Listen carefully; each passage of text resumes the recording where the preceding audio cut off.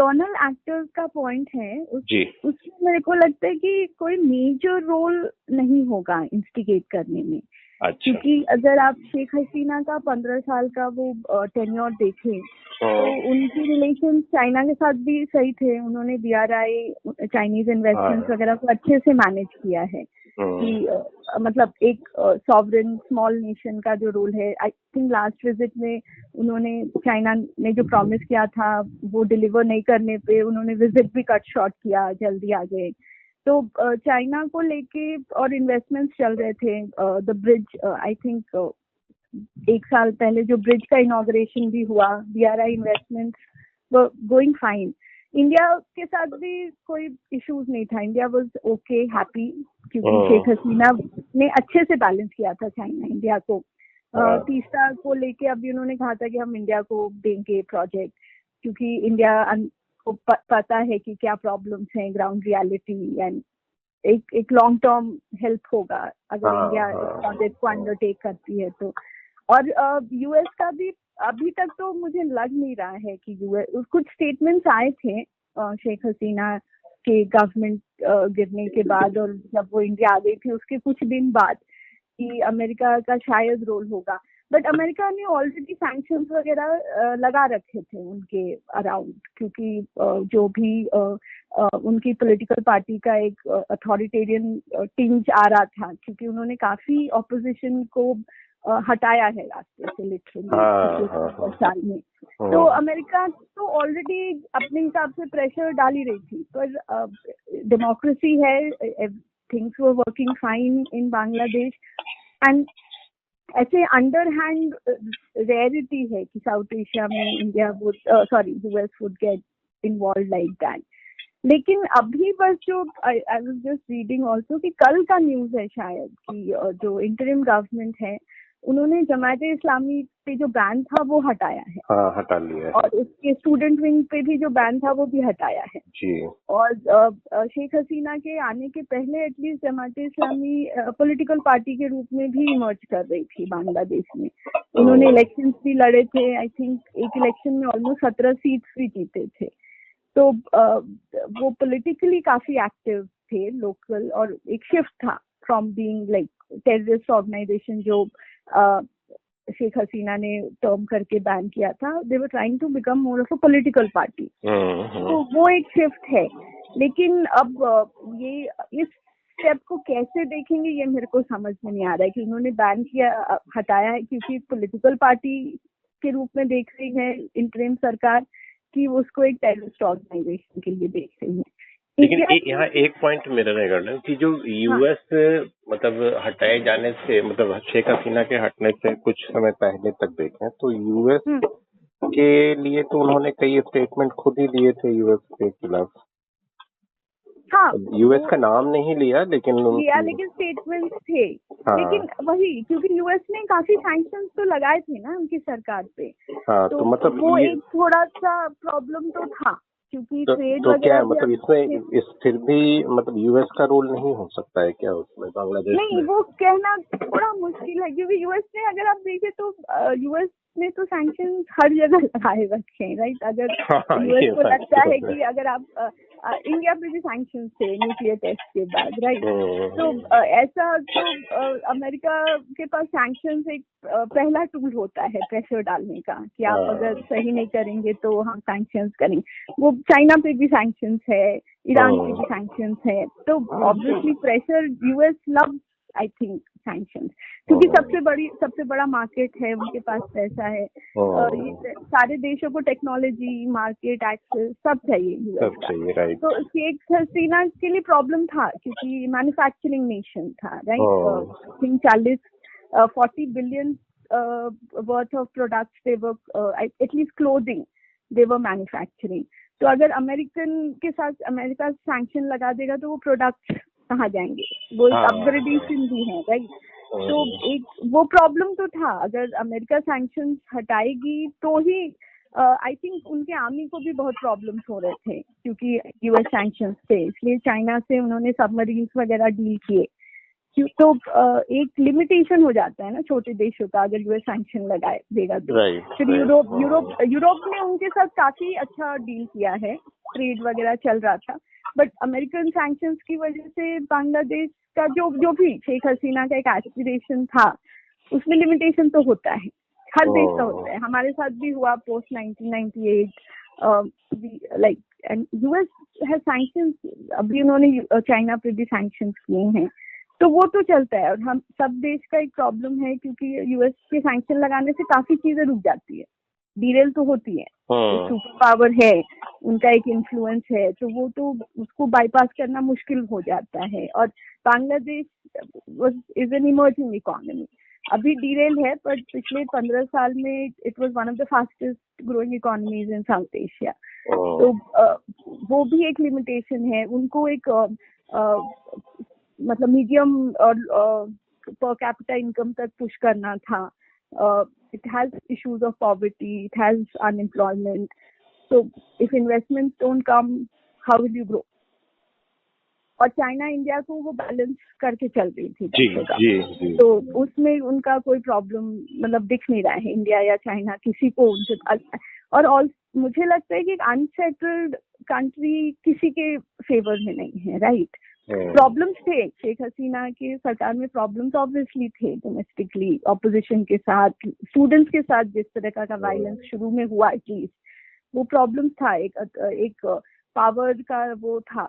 लेकिन settled country है, right? India के लिए भी प्रॉब्लम होंगे obviously, we already have problems with Bangladeshi refugees.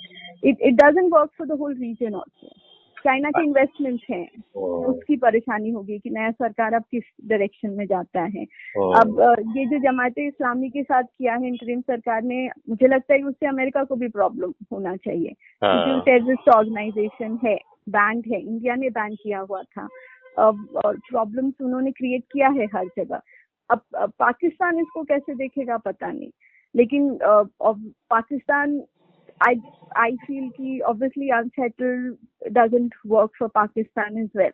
और जमाते इस्लामी की वजह से प्रेशर पाकिस्तान पे भी पड़ेगा अमेरिका का, क्योंकि उनका जो कनेक्ट है कि ये अमेरिकन पाकिस्तान से ही बात करेंगे या प्रेशर डालेंगे ISI पे कि इनको कंट्रोल में रखें या जो भी।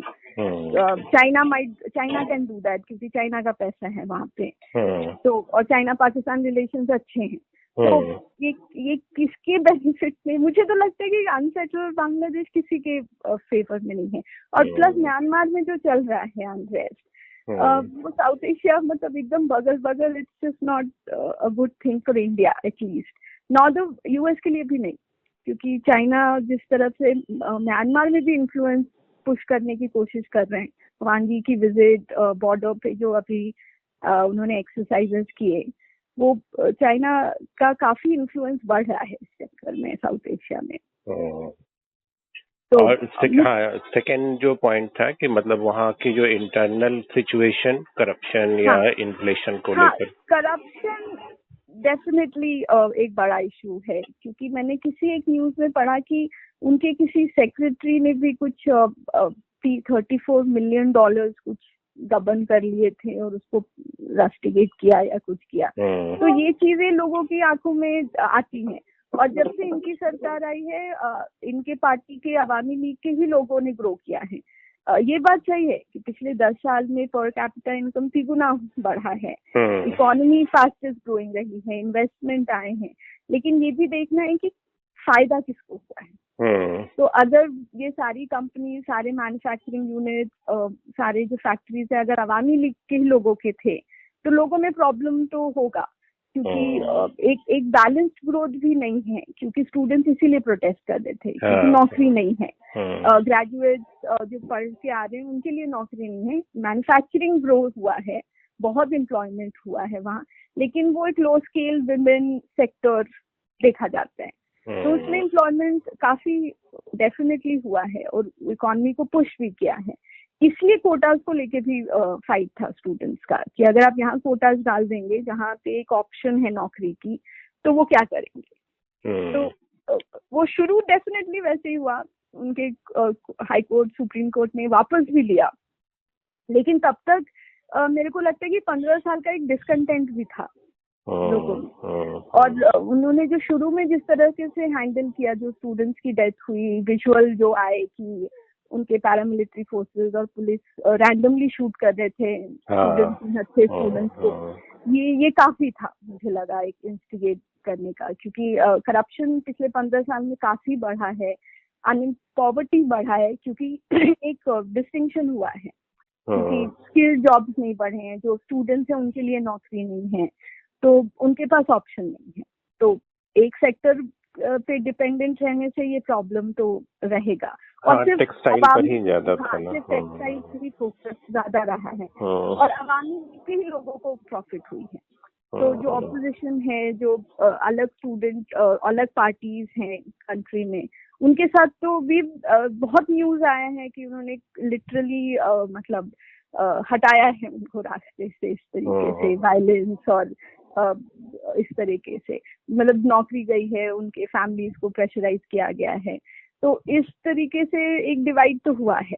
तो सिर्फ अवामी लीग के लोगों का अगर ग्रोथ होगा तो ऑब्वियसली एक सोशल डिस्कंटेंट तो 15 साल से ब्रू कर रहा था, और मुझे लगा कि एक सही मौका मिल गया स्टूडेंट्स को। तो एक सच मूवमेंट था, वीकेंड था, और plus I don't know if this can be validated, but I think the army and the police also उन्होंने रिफ्यूज किया था इनके ऑर्डर्स फॉलो करने के लिए, स्टूडेंट्स को अब नहीं मारेंगे। तो एक आर्मी में भी मुझे लगता है कि कुछ लेवल पे डिस्कंटेंट रहा होगा कि हम मतलब हमारे लोग हैं, हम क्यों कर रहे हैं, एक तरीके का नैरेटिव। और 15 साल से उन्होंने एक हार्ड हैंड रूल किया है। तो ये मुझे लगता है कि all the things just went against her in this one moment. तो और ये प्रोटेस्ट तो काफी दिन से चल रहे थे, ये प्रॉब्लम इशू बहुत दिन से था कि कोटाज हटाना है, और हटे भी। तो अगर कोटा सिर्फ होता तो स्टूडेंट्स को मान लेना चाहिए था, बट मुझे लगता है कि फिर वो स्टूडेंट्स से आगे बढ़ा, ऑपोजिशन वाले लोग आए, मिडिल क्लास का एक एंगर होगा करप्शन पॉवर्टी को लेके। तो और एक मुझे लगता है अंडरटोन ऑफ एंटी इंडिया रहता है बांग्लादेश में। शेख हसीना इंडिया के क्लोज दिखी है, उन्होंने बैलेंस किया है, वो चाइना या पाकिस्तान के क्लोज नहीं थी, तो वो भी एक पुश डेफिनेटली, और बीएनपी ने ऑब्वियसली यूज किया होगा जो ये ऑपोजिशन सिमर कर रहा था उसको। तो और उनका anti India Bangladesh, I feel the way Bangladesh has been created, it's easy to be anti India. तो एक वो उसमें इसको एक्सप्लॉइट करना आसान है, क्योंकि ज्यादा कुछ न्यूज है नहीं। तो और बीएनपी भी हमें पता है कि बीएनपी इसको यूज करेगी, जो इंटरिम गवर्नमेंट है, जो इलेक्शंस अगर होंगे कुछ दिन बाद, तो चांसेस है कि बीएनपी आएगी वापस। जबकि शेख हसीना के आई थिंक बेटे ने भी बोला है कि the country needs his mother and all that, but मुझे नहीं लगता है कि इतना अभी शॉर्ट टाइम में अवामी लीग के लिए एडवांटेज होगा। तो बाईपार्टिसन वो तो रहेगा, बीएनपी को एडवांटेज है, बट ये जमात अगर इलेक्शन में उतरती है, क्योंकि उनको बैन हटाया गया है, तो वो देखना है कि फिर किस हिसाब से फिर रिजल्ट होते, क्योंकि अभी तक तो सिर्फ बीएनपी और अवामी लीग थे, लाइक आज सुबह तक एटलीस्ट, जब तक बैन नहीं हटाया गया था। अब ये 3 पार्टी का इलेक्शन होगा। तो और रिपोर्ट्स है कि माइनॉरिटीज स्पेशली हिंदूज पे काफी प्रॉब्लम हो रहे हैं, रिलीजन की तरफ भी एक शिफ्ट है। आई थिंक एक प्रोफेसर जिन्होंने बैन लगाया था कुरान के रीडिंग पे यूनिवर्सिटीज में, उनको हटाया गया है, मतलब वो सब। तो उस चीज को लेके एक रिलीजियस अपसर्ज भी दिख रहा है, और जमात के बैनिंग हटने के बाद अगर वो इलेक्शन में उतरती है तो देखना पड़ेगा, क्योंकि बांग्लादेश वाज प्रोग्रेसिव, सेकुलर और डेमोक्रेटिक नेशन के रास्ते उस तरफ बढ़ रहा था। अब ये अगर जमात इलेक्शन में आती है, माइनॉरिटीज पे ऑब्वियसली प्रेशर आ रहा है, इंडिया ने काफी स्टेटमेंट्स भी किया है, और वो एक बैकलैश भी है हिंदूज पे, क्योंकि एक अवामी लीग और शेख हसीना का जो क्लोजनेस था इंडिया को लेके, वो backlash obviously it goes on Hindu minorities in Bangladesh. I think they are also blaming India for floods, तो एक वो अपसर्ज है इंडिया एंटी इंडिया सेंटिमेंट का। तो अगर जमात उतरती है इलेक्शन पे तो फिर देखना पड़ेगा कि ये देश अब फिर किस दिशा में जाएगा। अच्छा, अभी तक तो सही था, upward, economically stable, politically secular, ठीक है। अवामी लीग शेख हसीना के साथ प्रॉब्लम्स थे, बट फिर भी एक डेमोक्रेटिक माइनॉरिटीज के लिए सेफ नेशन था। अब देखना पड़ेगा। और इंडिया के साथ रिलेशंस पर क्या देखते हैं आप? इंडिया के साथ वही है कि अभी वही वेट एंड वॉच ही करना होगा। अगर जमात और बीएनपी मेजॉरिटी में आते हैं या फिर अलायंस होता है, या जमात अगर आई थिंक ये जमात के ऊपर जो रिस्ट्रिक्शन हटाया गया है इसी से प्रॉब्लम शुरू होंगे, क्योंकि इंडिया उसको टेररिस्ट ऑर्गेनाइजेशन देखती है, आप उसको एक पॉलिटिकल ऑर्गेनाइजेशन की तरह देख रहे हैं, तो थोड़े प्रॉब्लम्स तो शुरू होंगे, क्योंकि इंडिया जमात से बात करने को किसी भी लेवल पे तैयार नहीं होगी अगर वो पॉलिटिकल पार्टी के रूप में भी इमर्ज करते हैं तो। प्लस जो हिंदूज के साथ हो रहा है वो एक प्रॉब्लम है इंडिया के लिए। Also we have to see that Sheikh Hasina is still in India. Interim government ने उनको बोला है हमें कि वापस भेजने के लिए, और वो डील करेंगे उनके साथ, या जो भी उनका एक प्रोसेस है वो। लेकिन मुझे नहीं लगता है कि इंडिया वापस भेज पाएगी। इट्स एक लाइक ऑब्वियसली एक असाइलम या जो भी उस तरफ भी लेके जाएंगे। अभी ऑफिशियल नहीं हुआ है, लेकिन अभी वो यही है, तो वो किस लेवल पे किस तरीके से इंडिया में रहेंगी ये अभी क्लियर नहीं है। तो मुझे लगता है कि प्रॉब्लम्स तो यहीं से है। अगर बीएनपी की भी सरकार आती है और इंडिया ने शेख हसीना को असाइलम अगर दिया तो प्रॉब्लम्स तो रहेंगे थोड़ा एटलीस्ट, और जमात के आने के बाद तो और बढ़ेंगे मुझे लगता है। तो शेख हसीना ने जिस तरीके से इंडिया के साथ रिलेशंस अच्छे किए थे, हम बात कर रहे थे, तीस्ता पे भी बात हो रही थी, पोर्ट्स पे भी बात हो रही थी, ट्रेड भी अच्छा खासा ऊपर बढ़ा था। अभी आई भी थी 2 बार 2024 में, उन्होंने 2 बार विजिट किया इंडिया, तो वो सब थोड़ा डीरेल तो होगा। और मुझे नहीं लगता इंडिया उनको वापस भेज पाएगा, और अगर हम नहीं भेजेंगे तो इंटरिम गवर्नमेंट या फिर अगर बीएनपी जमात की सरकार आती है तो उनको प्रॉब्लम तो रहेगा।